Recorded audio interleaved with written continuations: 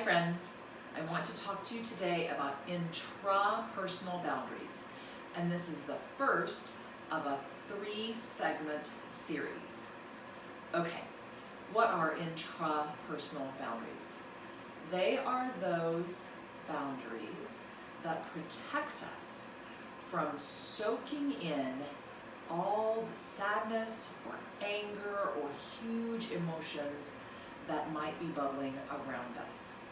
These days, you might find yourself angry or exhausted, overwhelmed, grieving, any number of big, sad, or angry emotions, and you might not know why, or they might not even be yours. Well, that's due to something called emotional empathy. And before I define it, let me just say that there are several ways we can respond or react to other people's big feelings. Let me go one by one. First, sympathy. Sympathy is very appropriate at times. Sympathy is when I feel sad or sorry that something bad happened to you.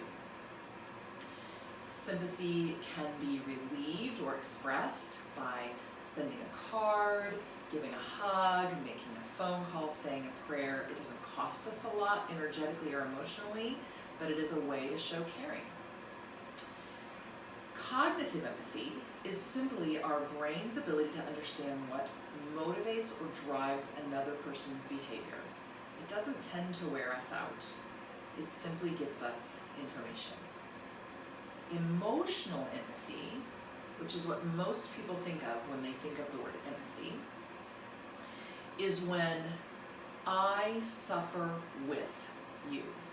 It's like you're down in a dark hole in a lot of pain, and I climb down into the dark hole and I feel the pain along with you. It's made possible by the way our brains are wired, specifically with mirror neurons and other structures that light our brains up when we're with another who is suffering in the same way, in the limbic system and the stress response, as that person who is suffering. Emotional empathy is a phenomenal way to connect with another human being. However, it costs us a lot. It can wear us out. It's one thing to express emotional empathy with one person in one day, but what if you're expressing emotional empathy, experiencing emotional empathy with every single person that day, 20 different times, 30 different times? It can really wear you out.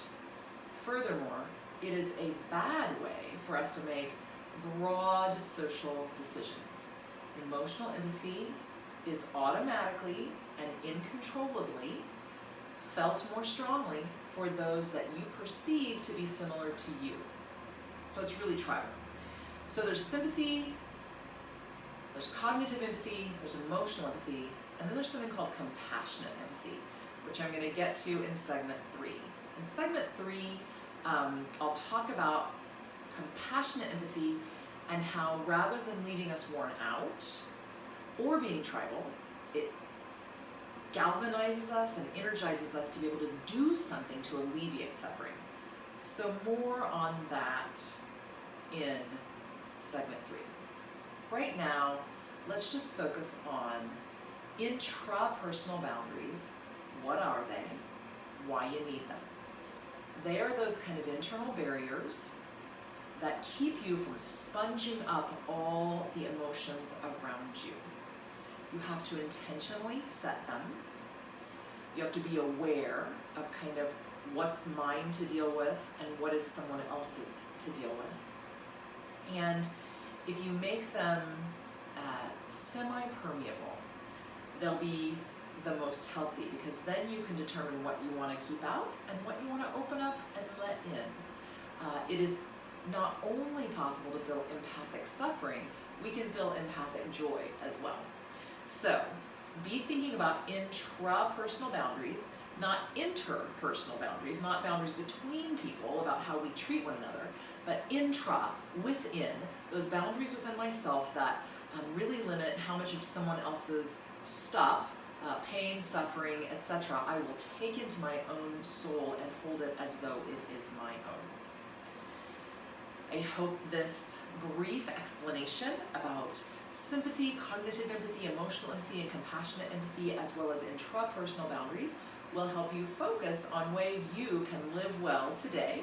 Be sure to check out segments 2, where I will teach you a tool in the moment to strengthen and work with your intrapersonal boundaries, and segment 3, which will be about compassionate empathy, which is a skill set that we can learn and practice. Take care. See you soon.